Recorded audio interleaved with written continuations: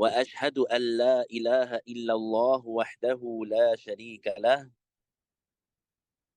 وأشهد أن محمدا عبده ورسوله اللهم لا سهل إلا ما جعلته سهلا وأنت يا حي يا قيوم تجعل الحزن إذا شئت سهلا اللهم ذكرنا ما نسينا وعلمنا ما جهلنا وانفعنا بما علمتنا وزدنا علما اللهم إنا نعوذ بك من حال أهل النار لله تعالى.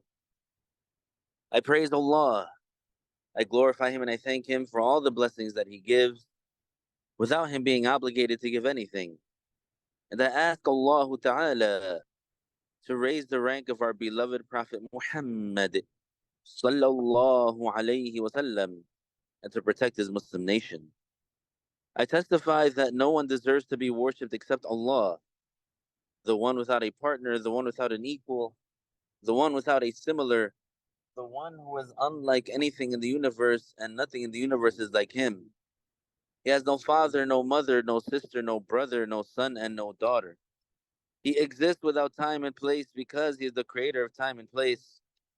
He does not reside above the throne and he is not attributed with fatigue like the Jews say. Our Lord is glorified beyond any imperfection that the non-Muslims attribute to him. Whatever you imagine in your mind, Allah Ta'ala does not resemble that. And whoever attributes an attribute of the creations to Allah is outside of Islam. And I testify that Muhammad sallallahu alayhi wasallam, the son of Abdullah, the son of Abdul Muttalib, the son of Hashim, the son of Abdul Manaf, from the tribe of Quraysh, is the best creation of Allah and his final prophet and messenger sent to all humans and jinn, and he is truthful about everything that he conveyed of the revelation. Thereafter, remind ourselves to have the sincere intention for the sake of Allah in attending this session of Islamic knowledge, because having the sincere intention is a requirement to get the reward. So the Muslim, whenever the Muslim does a good deed, he has to have the sincere intention for the sake of Allah to get reward for that good deed. The reward is defined as the compensation that the Muslim receives in the hereafter for the good deeds that he did in this life, among what makes him happy. An example of the reward that is guaranteed to the righteous Muslim in the grave is that his grave is expanded approximately 105 feet by 105 feet, and his grave is illuminated with a light similar to the light of the full moon, and the fragrance of paradise will be present in the grave. The sincere intention means for the Muslim to do the good deed, seeking the acceptance of Allah only, and not the praise of the people. So Alhamdulillah, for the blessing of Al-Islam, the greatest blessing. And this is the endowment from Allah that is given to those who are accepted by Allah. And not everyone is accepted by Allah.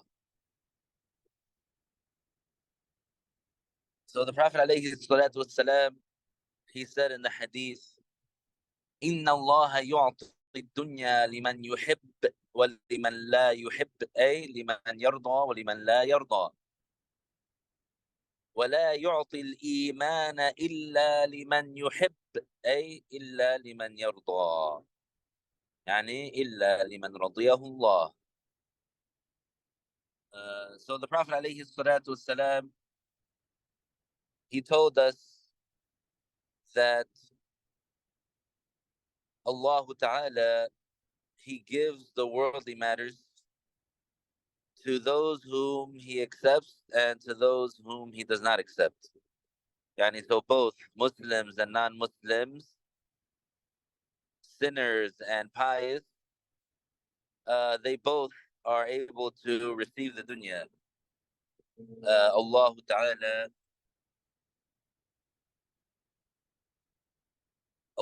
Ta'ala grants the Muslim wealth, and Allah Ta'ala grants the non-Muslim wealth also. Allah Ta'ala grants the sinful Muslim wealth, and Allah Ta'ala grants the pious Muslim wealth also. And of course, the non-Muslim is not accepted by Allah. As for the Iman, yani having the correct belief in Allah and His Messenger, this is given only to those who are accepted by Allah. Yani it's given only to those chosen by Allah Ta'ala to be accepted. And so alhamdulillah that we are among those who have been given the Iman, the correct belief. And we are also grateful to Allah Ta'ala that He has given us access to the obligatory knowledge of Islam with the connected chains. Because there's also a good news and a virtue and a great reward associated with acquiring the knowledge of Islam. The Prophet sallallahu alaihi wasallam, he told the companion Abu Dharr al-Ghifari, he told him, Ya Aba Dharr, لأن تغدو فتتعلم بابا من العلم خير لك من أن تصلي 1000 ركعة أي من النوافل التامات. He told them, Oh Abu Dharr, if you go and you learn one chapter of the knowledge, it is more rewardable for you than praying 1,000 of the optional rak'ahs. What does that mean, 1,000 of the optional rak'ahs? It means 1,000 of the sunnah prayers that were done in the perfect way. So 1,000 of the optional rak'ahs that were done with the perfect khushu', which is the presence of heart and the fear of reverence for Allah, and the actions of the prayer done in the most complete form. So how long would it take someone to pray 1,000 rak'ahs like that? If we were to say that it takes 1 minute for each one, that's 1,000 minutes, and that is over 10 hours. Allahu Akbar. But in order to learn a chapter of the knowledge, how much time would it take? You can learn a chapter of the knowledge in 15 minutes. You can learn a chapter of the knowledge in 10 minutes. You can learn a chapter of the knowledge in half an hour. And you would get more reward than praying 1,000 of those optional perfect rak'ahs. So there's a great reward associated with acquiring the knowledge. And alhamdulillah that we have been consistent on acquiring the knowledge. So we're continuing on with transactions. And we mentioned before that Allah Ta'ala, He made certain transactions halal, and that He made riba haram, forbidden. So in the Quran, it's explicitly mentioned that Allah Ta'ala made the selling permissible, and He made the riba forbidden. So when we say the selling, what is it referring to? It's referring to anything that is considered to be religiously permissible. And whatever the Islamic law gave permission to transact, whatever the Islamic law said is halal, then that is what is referred to in the term al-bay', that it is halal. And so it's not any type of selling. It's a specific selling that is restricted to the Islamic law, the Islamic rules. So alhamdulillah, we're going to continue on talking about those rules. So we spoke about riba. We said that riba is forbidden. It is forbidden to do it, consume it, take it, document it, and be a witness to it. And we mentioned that there's a type of riba that is not really commonly known amongst the Muslims, or yani, that is not on a daily basis. The Muslims don't usually transact with it, and the Muslims usually don't come in contact with it. And then there's a type of riba that is very famous and very widespread, which is called interest. And so we explained all that.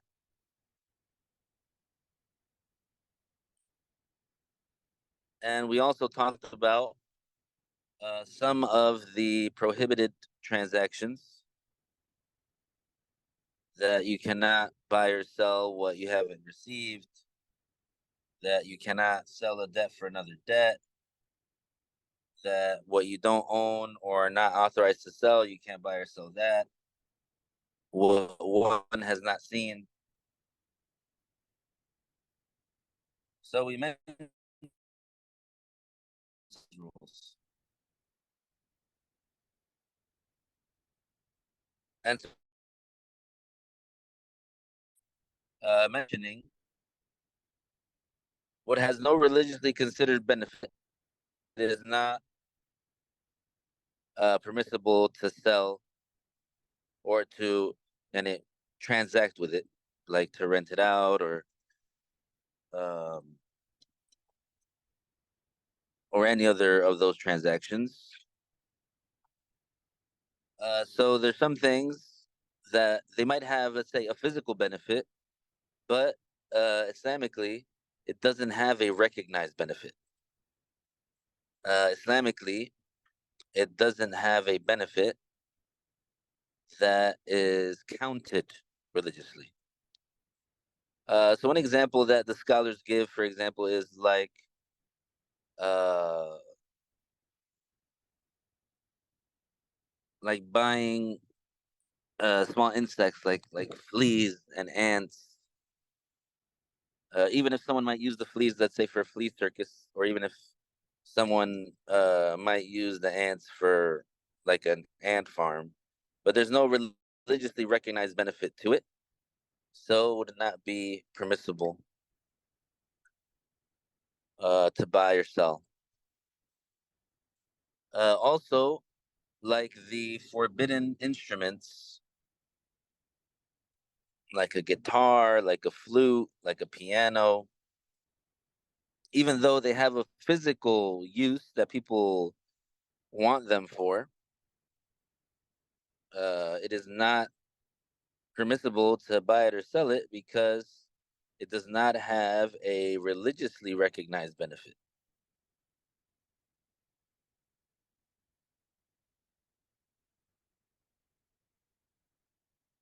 And also, according to some scholars, it is also invalid without a verbal statement, yani buying and selling without a verbal statement.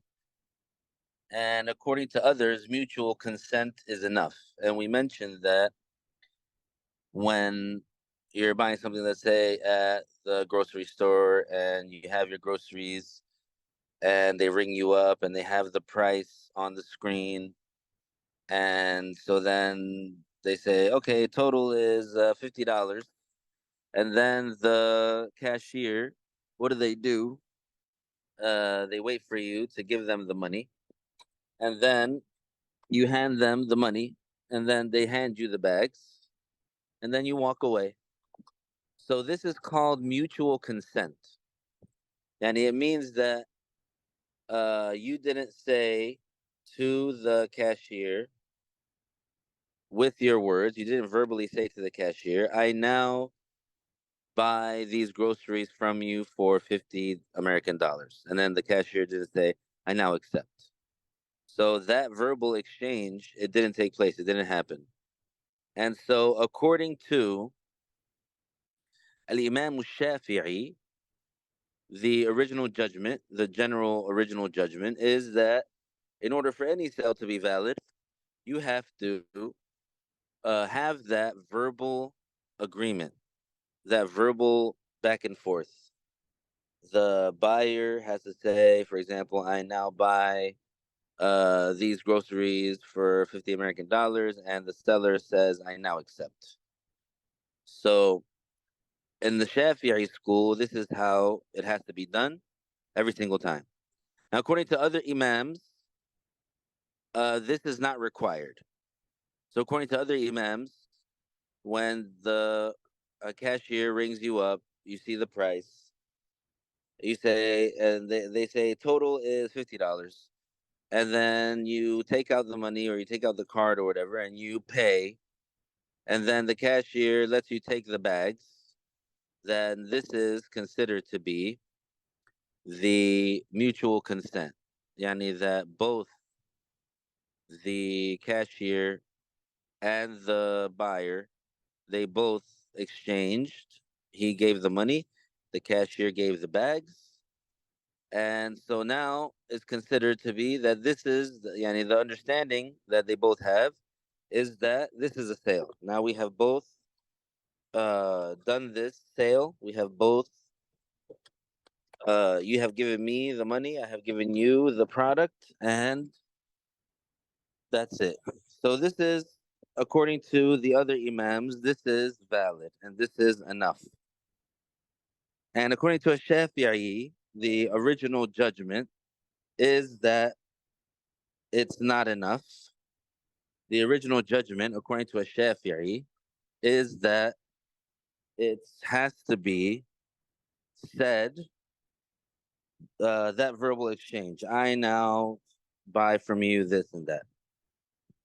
So, but still within the Shafi'i school, right? Some of the scholars in the Shafi'i school, they said, but even in the Shafi'i school, if it is a specific type of sale, any a sale that is related to what they call small things, like the groceries, like a book, like small items, not something like a house, not something like land, not something like, a big purchase like a boat.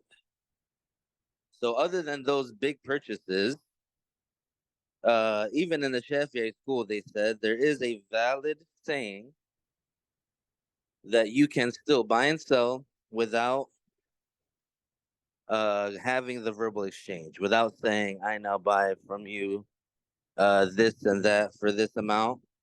So even in that case, in the Shafi'i school, it would be valid.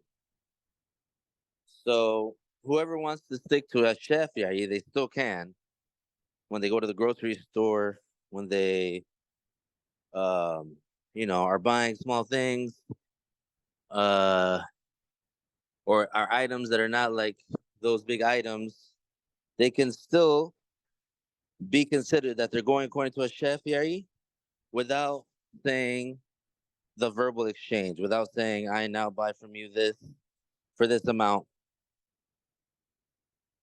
So that's a good thing to know, because what's best for the Muslim is to follow one imam in his school of law, because that way you can, if there's an issue or if there's a case that you need clarification or you need details, then you could easily get the details and find out, because you have access to the information in that school of law.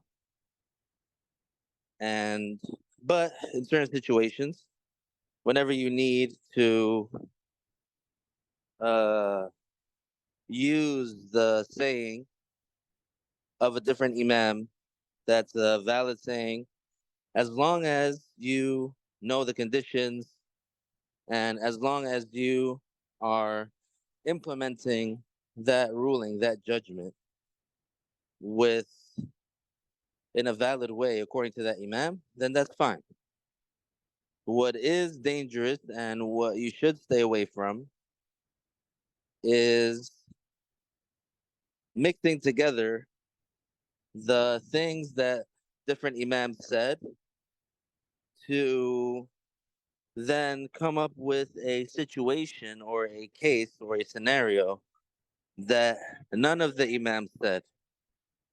So the reason that is important to avoid is because whenever an imam differs from another imam, they each have their conditions, they each have their integrals, they each have their the way that they consider it valid. And it's through their valid ijtihad. And since we as non-scholars and as laymen Muslims, since we're not equipped with the tools and the information that they have and that they have achieved, we're not allowed ourselves to come up with a type of scenario that none of them consider it to be valid. So we have to be careful. So I'm not saying that you're obligated to follow only one imam. What I am saying is you do actually have to follow any valid imam. And when it comes to the law, when it comes to uh, like the prayer and the fasting and paying zakah and these matters of the actions, the acts of worship, you do have to follow an imam in their school of law, but it has to be any valid imam. And you can follow more than one, and you can take the saying of this imam and that imam, and you can, for example, today you go according to a Shafi'i in one thing, and then tomorrow you can go according to Abu Hanifa in another thing. So this is okay to do. I mean, it's permissible, but the danger is if you mix it together in a way that it produces a scenario which neither of them said in the first place. So that would be invalid according to all of them. And the person who got involved in that or got engaged in that, he would have to fix his situation, and he would have to make sure that he, uh, if, for example, he did a prayer like that, mixing it in a way that's invalid, he has to make sure that he makes up that prayer. If he did, let's say, a transaction in a way that none of them considered it valid, he has to, for example, fix that situation. So this is why we say it's dangerous to mix together certain matters in a way that they produce a third type of scenario that neither of them said. So this is why the scholars advise us to just, it's better to stick to one imam. So that way you avoid those types of situations. But whenever there is a need, because at the end of the day, what is the point for the Muslim? The point for the Muslim is to obey Allah. So if you do need to go according to another imam so that you can avoid sin, so that you don't fall short, so that you can still fulfill what you're obligated to fulfill, even though you're not going according to the imam that you usually go to according to, because that imam, let's say, might have a different judgment, and or let's say a stricter judgment, and the other imam has a more lenient judgment, then for sure you can do that as a Muslim, because what you want is to protect your hereafter. This is what is the most important. Also, it's not permissible or valid to sell what is not owned, such as a free person or unowned land. So you can't go to a place that nobody owns, and then say this area over here, I'm gonna sell it to you for such and such amount. No, you have to. It has to come into your possession first, and the way that it comes into your possession, there's different ways, like building borders or building some walls, uh, having the beginnings of a structure. If you're gonna make it into, let's say, a barn, or if you're gonna make it into, let's say, a farm, then you have to do the preparations, and then once you have done that, now that land is considered yours. Now you can sell it. But what is unowned, you cannot sell it because it's not owned by anyone. So first, you have to take possession of it first, and then after you take possession of it, once it becomes yours, then you can sell it and rent it and transact with it.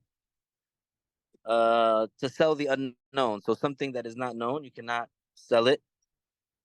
So for example, like telling someone, I now sell you one of these two shirts.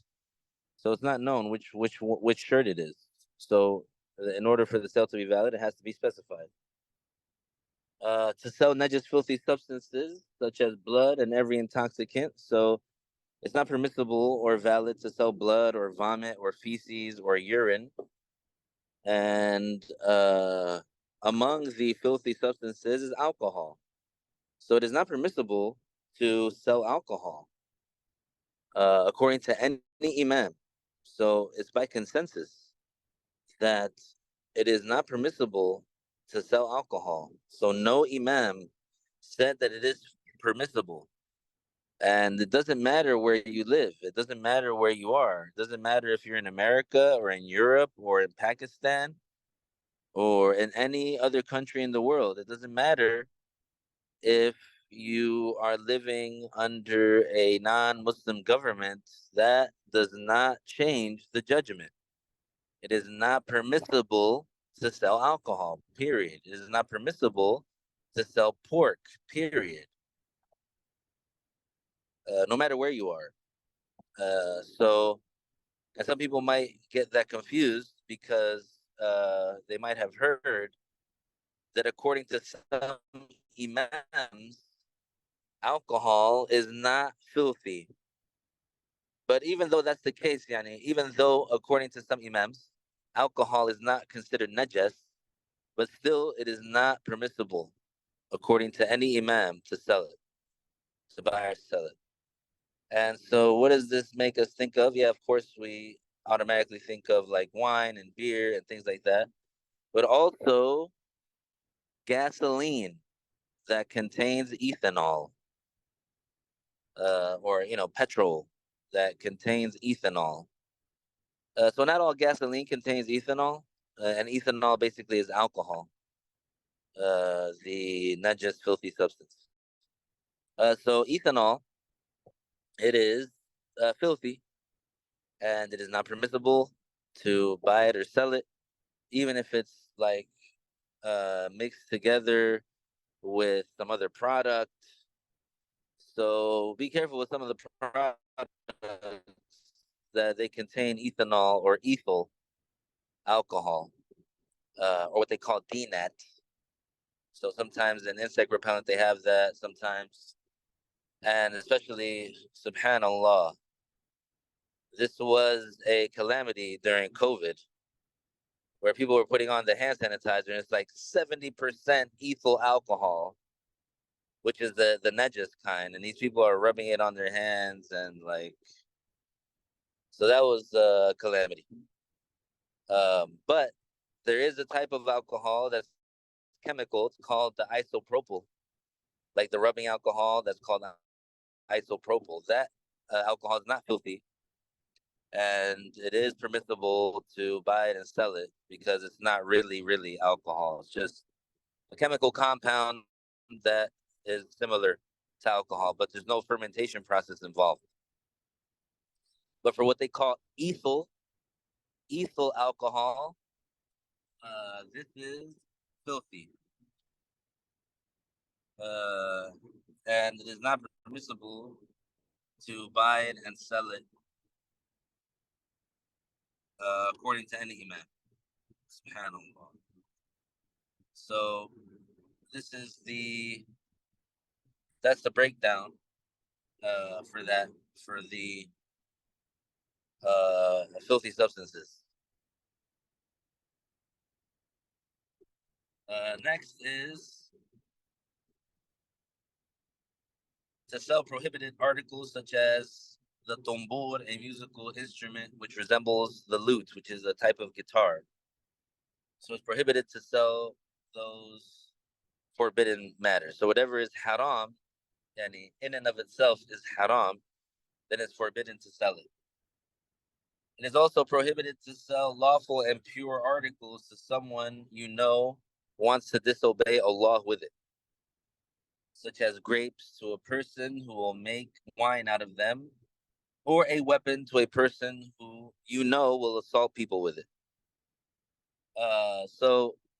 And this comes down to knowing. So let's say that you're a farmer. You sell grapes, you sell apples, you sell, wheat and barley, and you have customers that they want to buy, let's say, 10 pounds of grapes, 20 pounds of wheat, and so you just sell it to them, and assuming that they're just gonna use the grapes for themselves, they're gonna eat it, they're gonna make, let's say, grape jelly out of it. They're going to, make grape juice. Not that they're going to make wine. You don't assume that because you have no reason to assume that. But if when you're going to sell it to them, if when you're going to sell it to them, they're cashing out. They're at the register. They're saying, "Oh wow, these grapes look so good. These 10 pounds of grapes, I'm gonna make the best wine out of it. I'm gonna make the the most popular wine." So now you heard that. You heard them say that. Now you can't sell them the grapes anymore. Because now you know that they're going to use those grapes to make wine. And like we mentioned before, assisting someone to do something forbidden is forbidden. And assisting someone to commit blasphemy is blasphemy. So for those grapes, you have to decline the sale.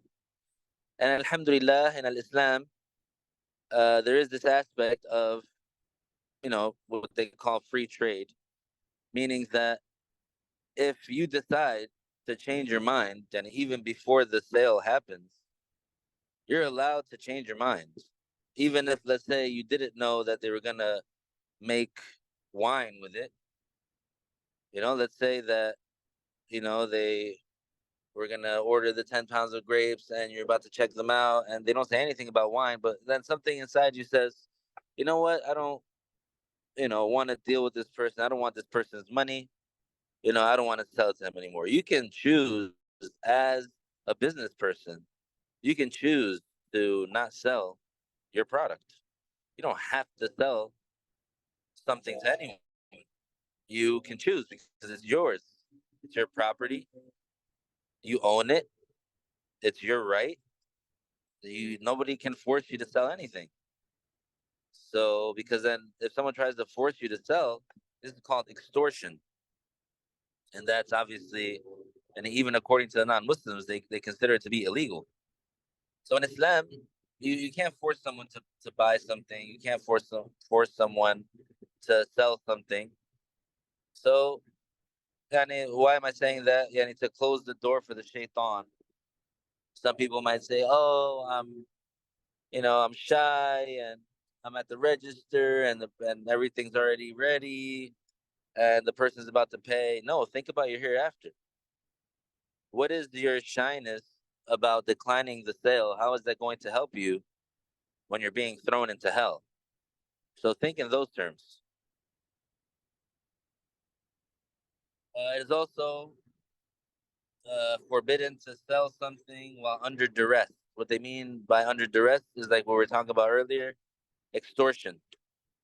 Meaning, if you put a point, if someone puts a gun to somebody's head and tells them, for example, "Sell me your house or I'll shoot you."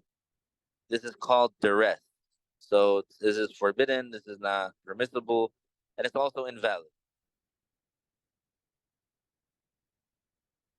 To sell a defective article without disclosing its defects. So if you know something has a problem, if you know the product is flawed, a defect that would make the person not want the product, and you hide it, and you purposely don't tell the person, the customer, this is forbidden. Subhanallah. And uh, it's considered to be cheating and scamming, because is somebody going to pay for a product that they know it has a defect? No. People, when they want to buy something, they're looking for something that is reliable.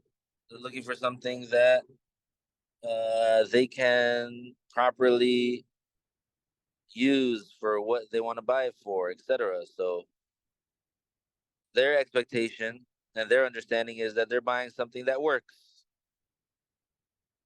And by hiding a defect, it will be scamming. It would be something forbidden. Now, to useful information, it is invalid to distribute a deceased person's inheritance or to sell any of it until their debts are cleared and the will is executed. So once a person dies, you can't just start using their property and the stuff that they left behind, right? So the person that died, did they have furniture? Did they have plates? Did they have cups? Did they have electronics? Did they have clothes? Did they have a car? Did they have a house? Did they have money in their bank account? All of that first has to be distributed in the proper religious way before it can be spent. And for example, if he, let's say, left money in his bank account, and let's say he was obligated to go to Hajj, but he never did. So before any of that money is divided amongst the inheritors, they have to calculate how much it's going to cost for us to perform Hajj on his behalf, etc. If that person had unpaid Zakah, he was a stingy person, and he, instead of paying what Allah Ta'ala made obligatory, he decided to hold on to it. He decided to keep it. So this person, after they die, before their wealth is distributed, the inheritors, they have to calculate the amount of zakah that this person didn't pay, and then they have to pay it, and from that money. If that person that died, he owed people money, he had borrowed $1,000, $10,000 from someone, and he died before he could pay it back, what happens to that debt? Does it go away? Does it disappear? No. It now becomes the responsibility of the inheritors to take care of that debt. So before they spend any of the money, they have to pay that debt. They have to pay the person who owed them, or the person who the deceased owed.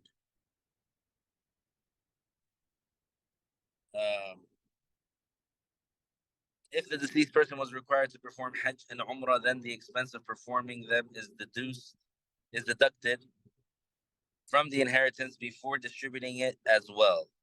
However, selling the deceased assets to pay for these things is permissible. The inheritance is like an item pledged as collateral with regards to ensuring the above mentioned matters are fulfilled before given the right of disposal. In the same aspect, the inheritance is similar to the case of a slave who commits a certain offense. Even if it was taking a danaq, the slave is encumbered with the said debt, rendering his sale invalid until the debt is repaid or the creditor permits his sale. So, the scholars, they said about the inheritance that it's frozen, and you can't, as an inheritor, you can't take any of the inheritance until the debts are paid. And the assets that that deceased person left behind, like let's say property, clothes, belongings, things of value, those things, they, if there's not enough actual currency left, those things can be used or can be sold so that those expenses can be covered. So if they left behind, let's say, a house, then the house can be sold so that they can get the liquidity and then use that currency to perform the Hajj, to pay the Zakah, to pay the debts that they owe. And then whatever's left over, the inheritors, they can distribute it amongst themselves. Subhanallah. It is prohibited to weaken the desire of the buyer or the seller by a third person after the price has been agreed upon with the intention to sell to the buyer or buy from the seller. This is forbidden, that if somebody wants to buy something from someone and then a third person comes along and says, hey, don't buy it from that person, I'll sell it to you for cheaper. Or they go to the seller, they say, hey, don't sell that thing to that person, sell it to me instead, and I'll buy it for more money. This is forbidden. And this prohibition is even more severe if it is done during the cooling off period, that is, after the contract has been conducted. So let's say they already did the contract. The buyer said, I now buy this from you for 10 American dollars. The seller said, I now accept. So the contract is done, but they're still both standing there. And then a third person comes along and says, hey, instead of, don't sell it to him or don't buy it from him, buy it from me. Uh, while they're still standing there, but after the contract is already done, then this is forbidden. This is even more haram. It's an even bigger haram to do that, because the contract's already done. But both the buyer and the seller, because they're still standing there, they're allowed to change their mind because they're still there together. Yani they haven't separated from each other. So because of that, because they're still there, because they uh, haven't separated from each other, they both have the option to change their mind. Like, normally speaking, they both have the option to change their mind. Normally speaking, so uh, if, let's say, a third party comes and tries to convince them to change their mind after the contract has already been done, then this is forbidden. Subhanallah. Even more forbidden. It's a bigger haram. To buy essential food at a time of high prices and necessity in order to hoard it and sell it at a higher price. So this is also forbidden to do, and with that intention, with the intention to hoard it, to sell it at a higher price. This is what's forbidden. If the person wants to stock it up for himself so he can use it for himself, as long as he bought it, then it's his. He can do that. But what's forbidden is for him to do that so that he can sell it when people really need it for a higher price. This is haram. To offer a higher price for an article to deceive a third party. So because it contains deception. So that's forbidden as well. To separate a female slave from her child before the child reaches the capacity to discern, before the child reaches the capacity of tamyiz. It's not permissible to sell that slave child. To cheat in dealings, yani to tell the person, oh, this is a good product, this is original product, it's original brand name, but in reality, it's cheap imitation. This is forbidden. To deceive when measuring articles by volume, weight, and arm length, or in counting, or to lie, yani because it contains deception and scamming. To sell cotton or other goods and then lend the buyer additional dirhams to raise the price of the merchandise because of this loan. So the person that's selling the cotton, etc., he lends the one who's buying money, and because he gave him a loan, he charges him extra for the cotton or whatever it is that he's buying from him. This is haram. This is riba. This is interest. Riba al-qard. To lend money to a weaver or other wage earner and hire them for less than the going rate because of this loan, that is, to make it as a condition. This is called in some places a rabta.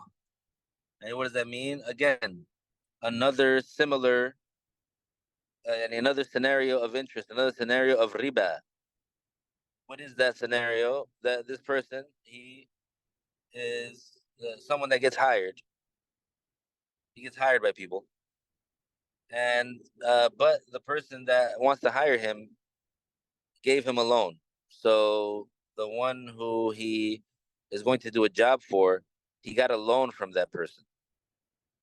And because that person gave him a loan, he stipulated in the loan that in order for you to get this loan, then you have to, uh, when I hire you, then you have to uh, accept a lower price and your rate that you get hired for. You have to make it lower, and because of the loan, this is forbidden. This is interest as well. Subhanallah. Um, to lend money to farmers until the harvest on the condition that they sell the lender their yield at a slightly lower price. This is called in some places al-maqdi. So this is also another type of interest because he's saying, I'll only loan you this money if when you get your harvest, you sell me the fruits or the vegetables or whatever from that harvest for a lower price, for a discount. This is interest, and that is haram. Uh, Likewise, prohibited are many other dealings of the people of this time because most violate the religious law. Hence,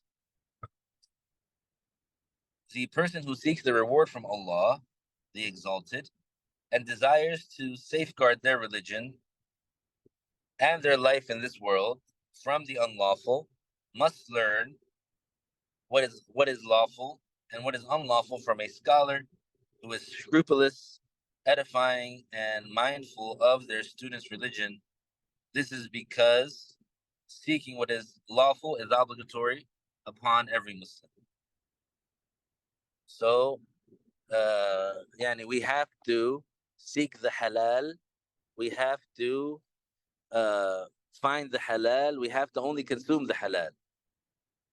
So that's an obligation upon each and every accountable Muslim. That's what we have to do.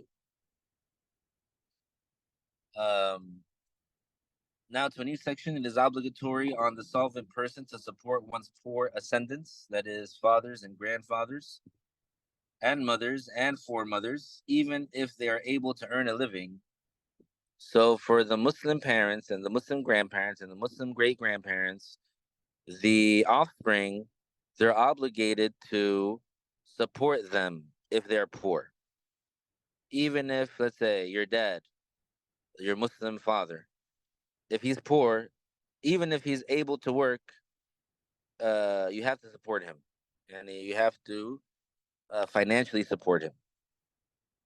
Same thing for the grandfather, same thing for the great grandfather, even if they are able to work. So for the parents, for the ascendants, those going up and before you back, these, even if they're able to work, you have to financially support them if they're poor. One is also obligated to support their descendants, yani those that come after you, meaning your children and their grandchildren, who are poor and cannot earn a living. So in the case of the descendants, and in the case of your children and their children and their children's children, if they are poor and they're not able to work, then you have to financially support them because they can't do it. They can't work. So this is the case, yani, if they are pubescent. and they're poor and they're not able to work. You have to support them. Like, what does it mean if they're not able to work? Does it mean that they're unmotivated and they're lazy and they just want to sit at home all day playing PlayStation and Xbox and eating and watching TV? Na'udhu billah. What a non-beneficial existence that is. But if they're able to work, yani they have to go to work. You don't have to financially support them. You have to provide for them food, clothing, and shelter.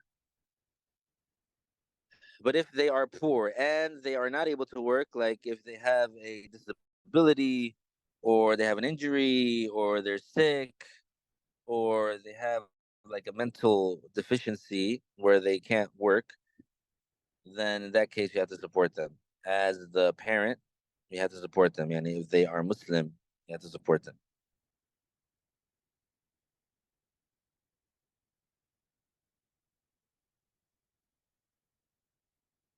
So if they cannot earn a living because they are non-pubescent or handicapped by chronic illness preventing them from earning a living, you don't have to. You have to provide for them food, clothing, and shelter. It is also obligatory on the husband to support his wife and offer her a mahr, which is a bridal payment that is the right of the wife. If the marriage contract is breached by a cause other than that of the wife's, the husband must pay her a mut'ah, which is like a certain amount of money. It's a gift that yani, is like a consolation that the husband gives to the divorced wife. The owner of slaves or animals must support them. He must not charge them with more work than they can bear and must not beat them unjustly. So if someone owns slaves or animals, then he has to treat them justly. He can't overburden them with work or overwork them in a way that they collapse or die, or in a way that they can't do it. He has to let them rest. He has to let them eat. He has to let them sleep. And he's the one that has to provide for them the food and the clothing and the shelter. It is an obligation upon the wife to obey her husband in what he asks for pertaining to enjoying her, except in what is not permissible. She is not to fast an optional fast or to leave his house without permission. And inshallah, uh, if once we finish this book, inshallah, we'll go over different subjects. And hopefully, one of the subjects that we'll go over is that topic about what is the obligation of the husband towards the wife, and what is the obligation of the wife towards the husband. Now, the obligations of the heart. We'll start a little bit. So the first and most important obligation, obviously, is to be Muslim, to believe in Allah and in what He revealed, to believe in the Messenger of Allah and in what He conveyed. So this is the basis of belief, is to believe in what Allah revealed and to believe in the Prophet sallallahu alaihi wasallam and what he conveyed. So it's an obligation of the heart because that belief, it occurs in the heart. And so the minimum that a person needs to have in their heart in order to be considered that they are a Muslim is the firm, certain belief that no one deserves to be worshipped except Allah and that Muhammad is his messenger. Without that, the person will not be fulfilling this obligation of the heart, and he also would not be a Muslim. And Allah Ta'ala knows best. We'll continue, inshallah, next week with the obligations of the heart. We ask Allah Ta'ala to make us die as perfect Muslims and to make our final words La ilaha illallah Muhammadun Rasulullah sallallahu alayhi wasallam. Here we have some questions. How about someone working at a perfume shop, as perfume can have alcohol in it? So yeah, most of those colognes and perfumes that they sell in the department stores in the mall, most of them have alcohol. So for sure they cannot sell it because it has alcohol in it, and because whatever the substance that it has is mixed together with alcohol. So they have to avoid selling the perfume and stuff that has alcohol. And the other question is, what brand of the hand sanitizer can we use? I'm not sure of the brands. I wouldn't use any hand sanitizer at all. The Muslim washes their hands, for sunnah reasons. Most of the things that the non-Muslims say about what they call germs and all these things is lies or imagination, things that they make up. As long as the Muslim follows the sunnah of the Prophet sallallahu alaihi wasallam and they purify themselves and they keep themselves pure, then this is sufficient. But if you do want to use the hand sanitizer, which is permissible, yani, as long as it's not filthy, then you just have to make sure that the type of alcohol that is used is not ethyl. I'll write it in here. Ethyl alcohol is najas. Isopropyl. Spell that.